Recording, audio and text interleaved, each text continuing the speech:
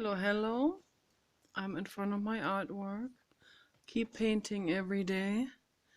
And I want to make a meditation today on ending violence. So I'm going to put this here. I use my Play-Doh for color enhancement, visual, nerve relaxation. And I want to do a meditation with you, a form of Anapana breathing, Vipassana, and loving kindness, which is Maitri. Breathe deeply so the entire body. Hold the breath for a few seconds and breathe out, all the way out. Breathe in slowly and gradually through the entire body. Hold the breath and breathe out, and keep doing this.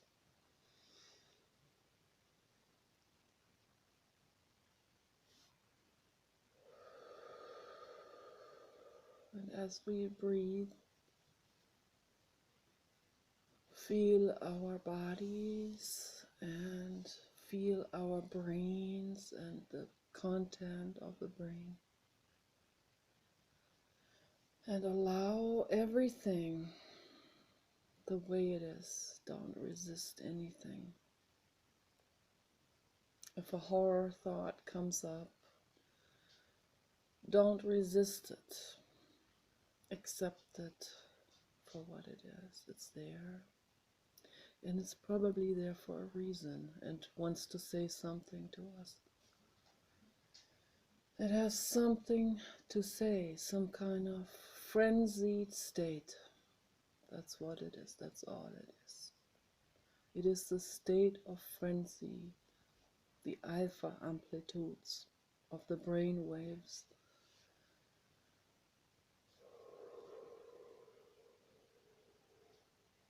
Spiky brain waves, of terror, fear, uneasiness. Let it be, let it just do its loud noise talking and spiking and grumbling, and just let it do what it wants to do. Horror thoughts come up. Acknowledge they are there, and it's okay. Right now in this moment, it's okay.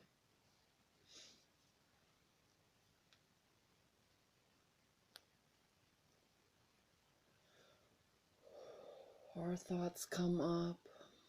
I acknowledge they're there. I breathe.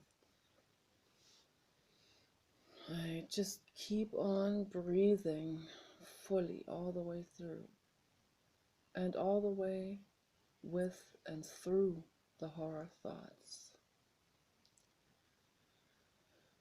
And maybe we can ask the question, horror thought, what do you want to say? What do you have to say to us? And maybe it will answer you. Maybe it will say, I don't know, just want to be mean. And you say, why do you want to be mean? Because that's who I am. Yeah. This is my conversation with haters. Over and over again, the same thing. The hater is in that state. And that is a mental state. It's an energetic field.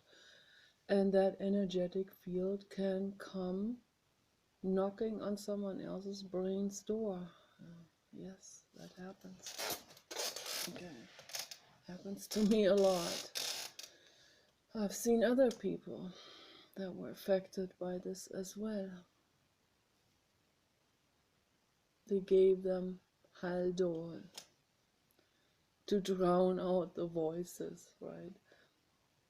That's not how it works.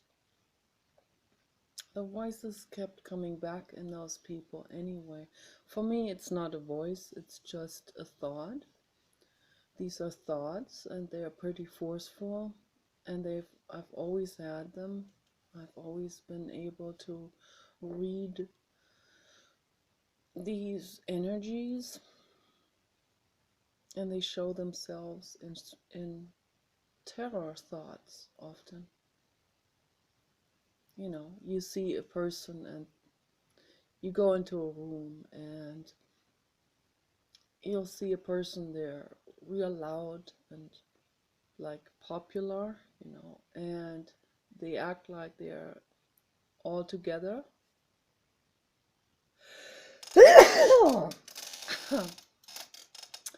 And a sensitive person, an intuitive person, INFJ like myself, indigo, they will see, sorry, I have to sneeze. I don't know why. Sensitive person will sit in that crowd and will see much more going on in that popular person that's there. And they're in their facial musculature, and they'll see much more in all of this and the entire energetic field, you know, of that person. So Teal Swan, for example, sees a whole lot more. Sees much more than I see. And I already see so much that it's it is quite overloading. It's quite frightening. And particularly when I was a child, I saw much more in people. I felt frightened of some people, where other people would feel like, what are you frightened of? That is a very popular person, or that is the governor, or, you know, I got introduced to some prominent people too, and everyone would go, why do you hide, you know, show yourself, you know, and why don't you say hi? And I'll be afraid of some of these people because I saw much more in their faces and energetic fields than anyone else saw. I saw their egos at play. I saw how they were not restful. They were very unrestful, you know, they very unrestful ego energies that were constantly lurking and looking and constantly trying to figure out, reading other people, you know, what are they thinking and are they approving of me? And so these people, they were in a frenzy of ego and self-image attachment to certain things, you know, like fame and position in society and so on. So they were obsessed with this kind of stuff. And those are egos that are very frightening, and they also, even though they try to compose themselves and keep an even facial expression, I see these different muscles, you know, in action that reveal that the person is definitely not in a relaxed, calm state of mind or in a state of equanimity. So they're in a state of constantly looking to see if they have approval from other people. That is monstrously tormenting. And It's those people that are so worried about what other people think of them, constantly in front of the mirror. I'm not judging, I'm just observing. This is a state of torment. Okay. Women and men are in these mental states equally much. Women have their act outs, men have their own act outs.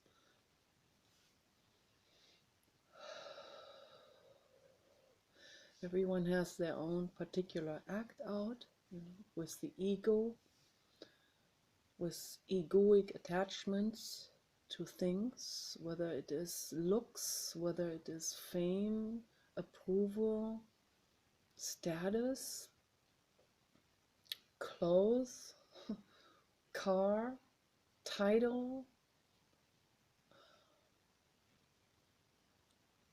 doctor's degree in medicine, nicely framed, hung up on the wall, like a mental imprisonment. And this, this getting certain job positions, climbing up in the professional fields, climbing up, always this climbing up on the ladder. That's a state of frenzy.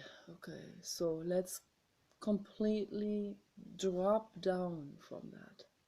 Come down from that ladder. Climb down on that ladder.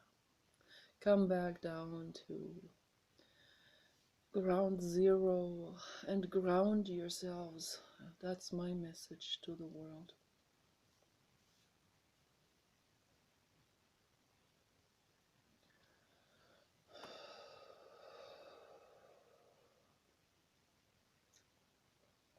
It doesn't matter. It doesn't matter if we are liked by anyone. It makes no difference. You are already precious.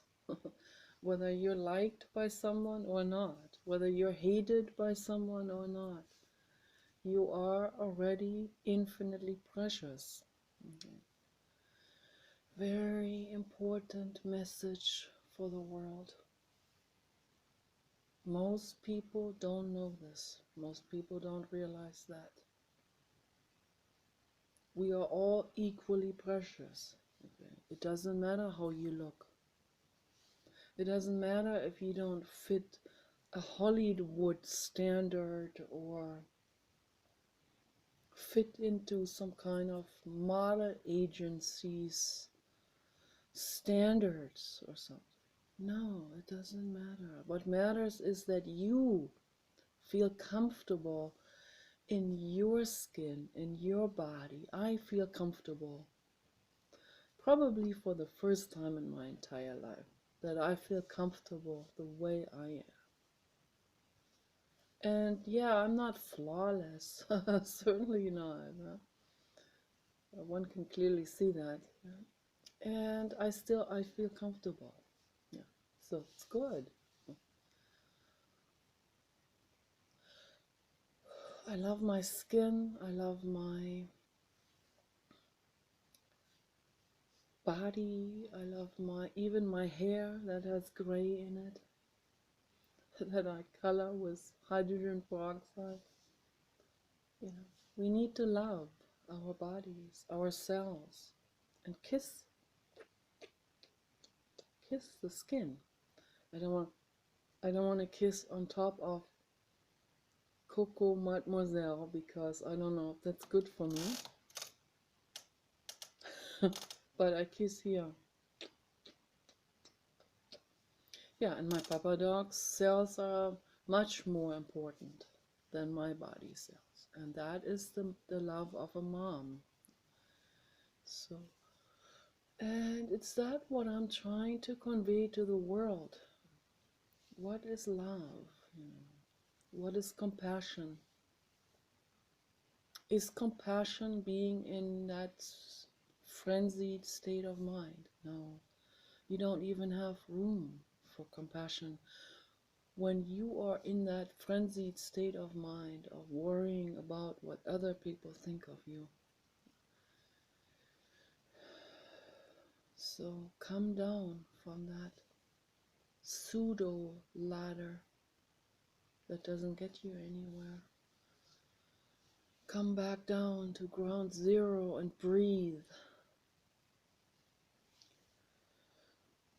And meditate on what it means to exist and to be okay with this moment where time is running so fast in microseconds.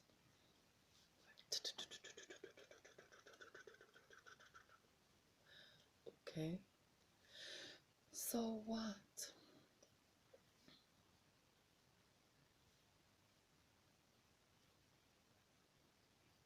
Love is timelessness. Love and compassion is when time stands still.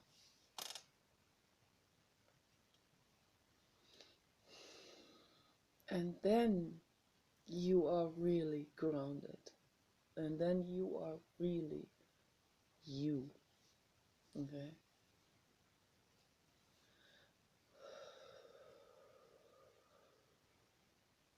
You can be really you.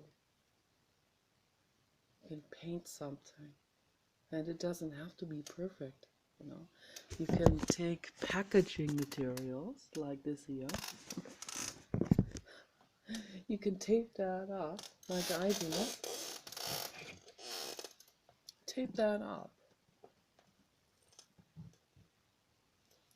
with masking tape, you know, on the corners, you know, all of it. And then you start painting it in any way you want to. And then you're in the flow. Then you're in the flow of life. It doesn't matter what your friend, buddy, parent, brother, sister says about it. It doesn't make any difference. You enjoy your process. There are some crazy people out there in the world. There are some people that are in that spiky alpha brainwave state, in that state of torment really badly. Some people are in that state so badly that they even become violent, that they hit their kids and shoot people and stuff like that. And there are certainly some religions that make that whole thing a whole lot worse. You know, Islam as the #1 murderous, horrific religion there is, that makes that a whole lot worse. It actually also brings it on. So it's like, that religion is mental illness and it is insanity. And it ruins people's lives. Not only the lives they kill, the innocent beings they kill, but their own children. It violates their own children, their own children's brains, bodies, and lives. That's what it does. So come back to sanity, or come to sanity for the first time in your body's existence. And breathe. And express yourself. Paint something. Paint the picture out. Let your body express itself in this way and paint out a psychogram of that what you have been suffering from. Paint anything you want to. Paint that what you want to see. That's what I do right now. When I was a child, I painted that what just wanted to scream itself out, like when you sit in meditation and the horror image comes up. So that's because I was plagued by that, and I had been abused, like almost all of us have. And that stuff wanted to come up. It came up in thoughts, in like movies, in nightmares. I called my therapist, Annalise, when I was 6 years old, and I said, "Can you make my nightmares go away?" And I had this horrible nightmare when I was 6 years old that my grandfather's Great Dane was flowing apart into two. It, it also is, it's symbolic for the mind going into a complete split. And Annalise recognized that also very well. And trained in psychoanalysis, she saw a lot of those things. She didn't recognize all of it because only the actual person, the child, the little Nicola in the therapy program, will later on in her life look back and know exactly which is which. So, but Annalise, she knew a lot of things. The book's out there, by the way. It is called Betty, Protocol of a Child Therapy by Annalise Ude Pestel. It is her book that she wrote about the therapy process with me when I was between 5, almost 6, and 8. So that's how long I went to see her twice a week for an hour, and we did child play therapy. And a lot of stuff came up, a lot of stuff. Through my screams, she found The Primal Scream by Dr. Arthur Janov. She didn't know how to handle this. She called her professor in Heidelberg, and he said, "That's a primal scream. You got to read that book by Dr. Arthur Janov." So, and he had just, at that time, he had just developed that therapy. And John Lennon and all of these people were, John Holmes and many other people that were seeing Dr. Arthur Janov and doing primal therapy, trying to free themselves. Back then it was still in the total beginning stage, but everything has a beginning stage, okay? And when Arjanov left the center to his wife in 1995, when he wasn't doing the supervision anymore, he was old, going into retirement, didn't want to deal with all of this, left it to his wife. And I'm not judging, just observing. Things went downhill from there because he was the one that was very experienced and the other ones were not.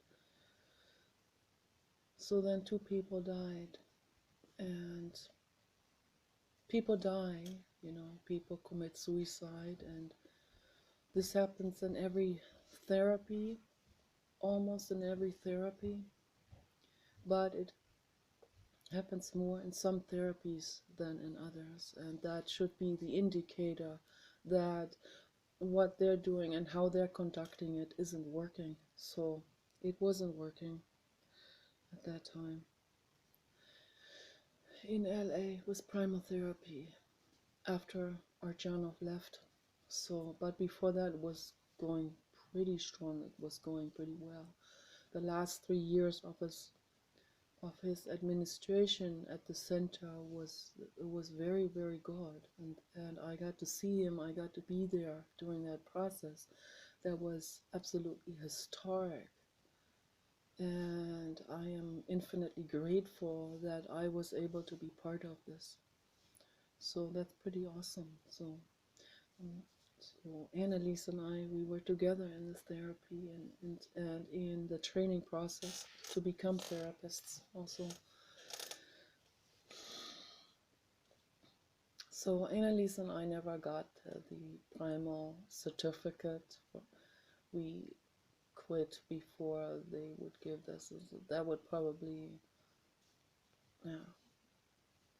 Different people reach that level at a different speed. So for us, for both of us, it would have taken way too long. So we quit before that.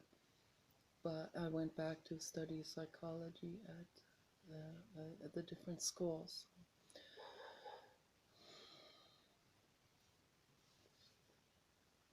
That didn't get me anywhere either. So the real healing process for me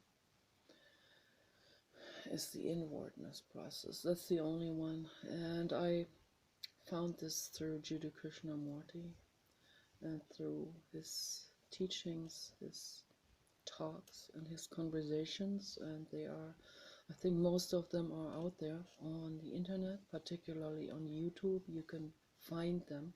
Jiddu Krishnamurti, he was the reincarnation of Gautama Buddha, the infinite cosmos. And his message is infinite love.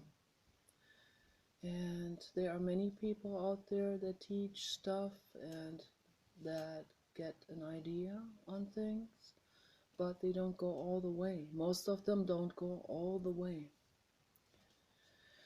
Some of them also misunderstood it, and they misunderstand it very easily, and then they will also deliberately not understand it because they don't want to understand it, because really understanding this message by Jiddu Krishnamurti means to go all the way and to plunge all the way back down to ground zero and come down from that pseudo ladder of ego and ego attachments and all of this.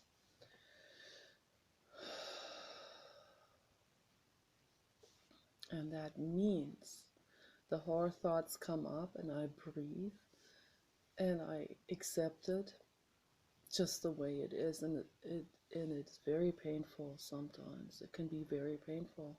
For Jiddu Krishnamurti, it was so painful that he was crying in pain when his brother died, because he was very close to his brother, and his brother was sick. They were very, very close and very attached to each other. They lived in Ojai, California, at the Jiddu Krishnamurti Center. It's a museum now. You can go there, you can listen to his tapes. You can watch his videos there as well and read his books. They have an entire archive, Jiddu Krishnamurti archive. He has a huge following now. And I think the following is becoming larger as time goes by. More and more people find out about his teachings. And this is not about guruship. This is just about listen without worshipping and without running away from it. That's what it is. That's what it's all about. There's no religion attached to it. It's a philosophical school. It's a message. It's the message of infinite love. So I put this message into my own words, bring it across in my own ways. That's all I can do. I encourage other people to do the same thing. Do it as good as you can, as good as you have understood it. Bring that message across to other people. If a lot of people really understand that, I'm not so sure. I don't know if people are really able to understand that message in its totality. I don't know. I see a lot of people trying.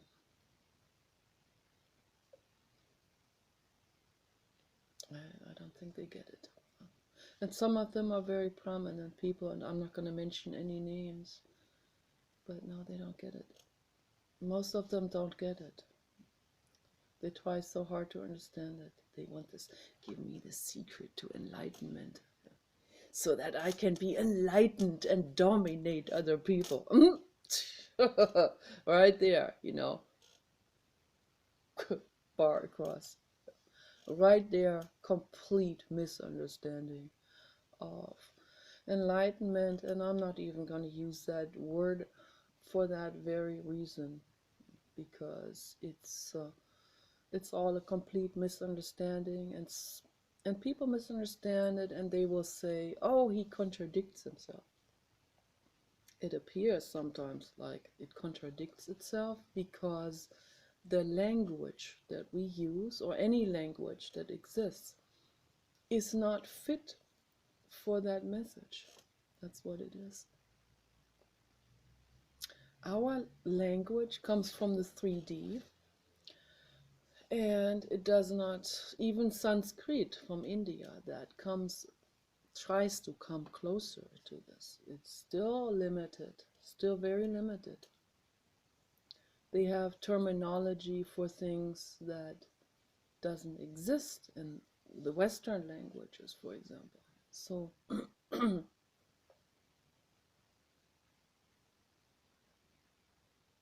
like samsara, the never-ending cycle of suffering that we want to bring to an end now. End samsara, end the cycle of suffering.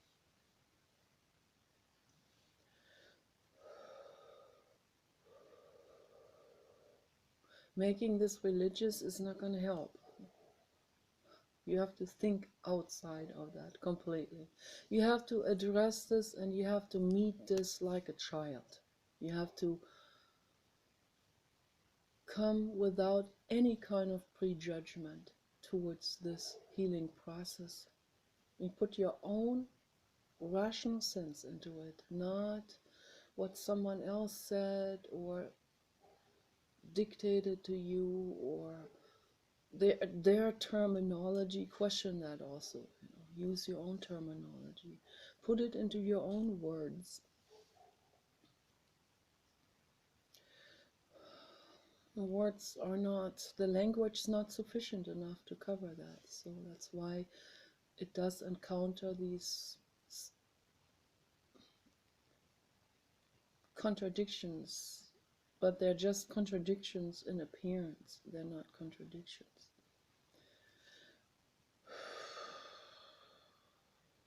When it goes very deep, it appears as a contradiction.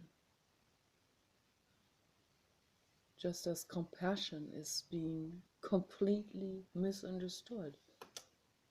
What does it mean, compassion? Compassion means I will use violence and force to protect my loved ones. That's what compassion means. It doesn't mean nirvana. It doesn't mean I'm going to lean back. That's not what it means. It doesn't mean I become complacent and feel like a Buddha. That's not what the message of the Buddha. The message of the Buddha is, if you see a train coming at you or a bus, you jump out of the way. And if you see someone attacking your child, my child is my dog. If I see someone attacking my dog child, my family, my husband, I will use force and violence to protect them. That's self-defense. The US military wants to trick us with that and say, if you protect your family, then you should also protect your country. No. Those are completely two different things. I'm not going to protect a country, particularly not the oil industry, okay, and go out there into a war front, going against people I don't even know. I don't even know what they look like. I don't even know what they really think, and so on.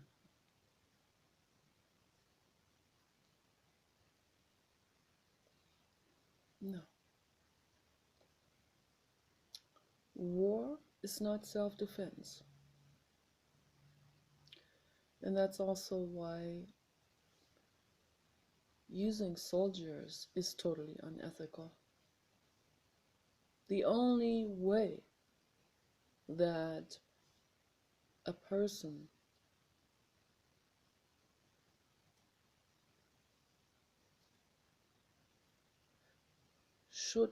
should use any kind of warfare techniques is the best way is through guard robots. That's the best way. But it's still in the beginning. This is still in the beginning. Surgical warfare is still in the beginning. And already people have been abusing it because they were still the ones pressing the buttons, so the ones navigating and so on.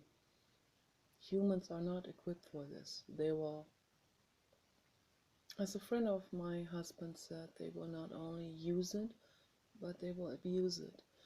And the reason why they want to abuse it is because of their sadistic nature. And why are people sadistic? They're sadistic because they feel unempowered and they feel insignificant. So they will let that kind of pseudo power that they feel in that moment of having control over a drone, they'll let that take over them. Executioners, throughout history are the perfect example for this. So they will suddenly feel like they got this little bit of power there, and they will use it. They forget the other living being in the process. They will use that power. It gets to their heads. They will use that power. That's just pseudo power, and they will abuse it. That is what sadistic behavior is all about. It's someone feeling insignificant and unempowered, who will suddenly get this opportunity to hurt another living being, and then they do that.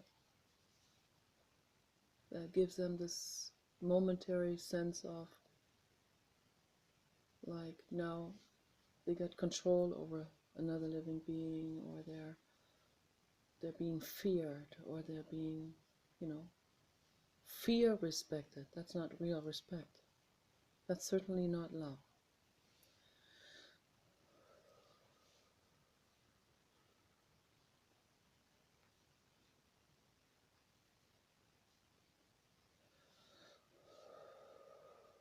It happens because they have not been loved by their mothers and fathers. That's why that happens. This is a fact. This is a truth. I'm saying this also beyond judgment.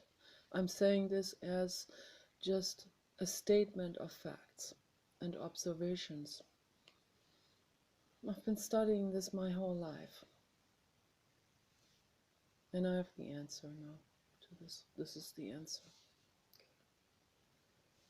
And I watched many interviews, many documentary films, read many books on this, and I clearly see now that the people that had received love, even the stagnator souls, the souls that are at the very beginning of their learning journey, they are the souls that have no natural wisdom, the new souls, even those, if they come into existence, of a living being with a body and everything. And they go through a healthy pregnancy. The embryo is born in a loving way with loving support, is nurtured, is loved, breastfed, loved unconditionally, constantly cuddled, held all the time, never left alone. Those people too, they will grow up to be self-respecting, decent people, and they may not be going out of their way to help someone else, but they will not become violent and they will not become sadistic. So that alone can make the difference between hell and heaven, hell and paradise, suffering and paradise. So that's why, don't underestimate the power of mother love. When the mother is really loving her infant being, animal or human, doesn't matter. You love an infant dog, infant monkey, infant guinea pig, infant Gambian pouch rat. It doesn't matter what the living being is, You love that living being will be strong immune system, healthy, shiny hair, healthy skin, grows big bones, strong muscles, healthy, confident, loving, and yet very, very affirmative, very stands her or his ground, will defend herself, defend her family. So I have come to this realization now. Okay. And I did not have a good childhood. I did not have that mother love. So it took me many, many, many years of healing that wound. And I've had some lifetimes already in my learning school of the soul, and because of that, I didn't become like all of these other people that have been abused and that never had been loved. So.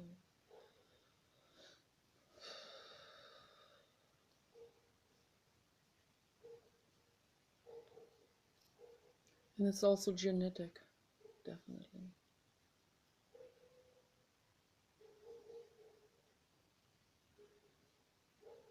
It's a whole panel of things that come together.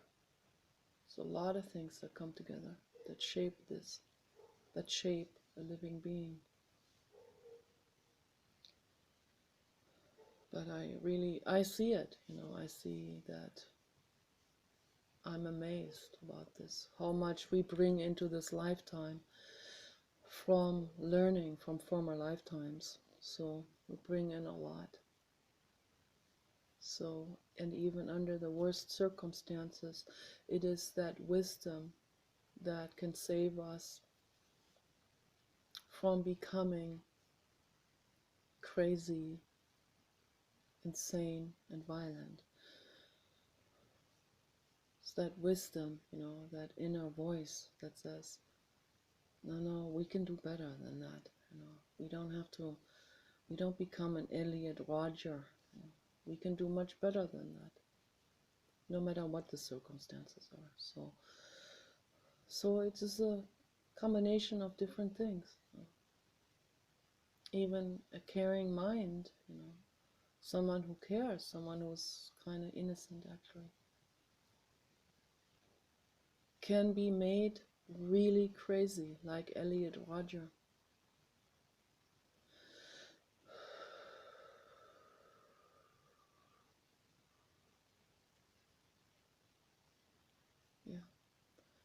So, and instead of, instead of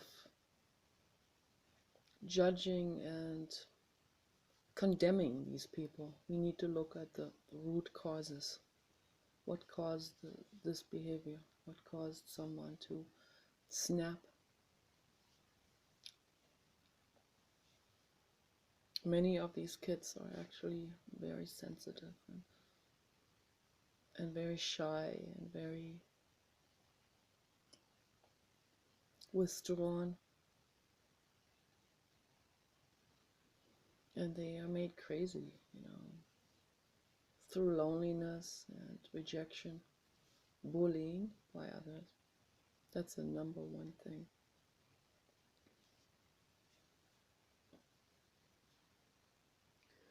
Why are we depressed? Why do we suffer? I tell you why. Because of psychopath. Okay.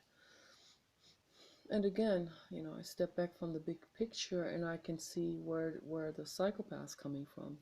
Okay, they have not been loved. They have not received unconditional love. Many of them have been abused, but none of them has received love as an infant from the mother or father or caregiver. They grew up into religion.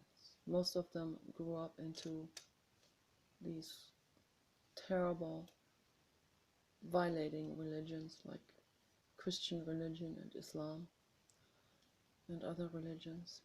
And it violates people. It violates children. They have been shamed. They have been not allowed to be themselves. They were bullied for their own innocent play and expression of art, were bullied by their parents for this. This is a violation.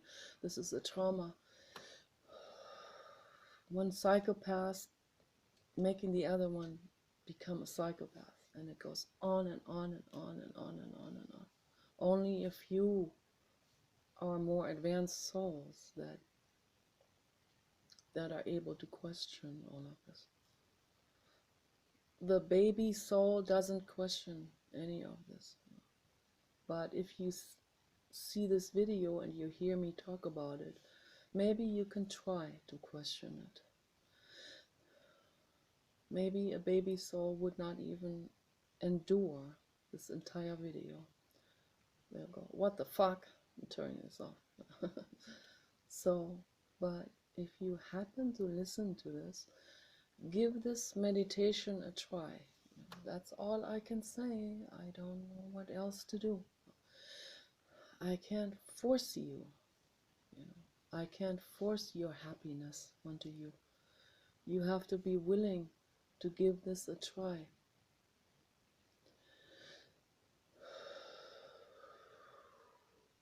And the more you meditate, the more you do question what other people are doing. The more you will question the insanity in the world, with the drugs and the alcohol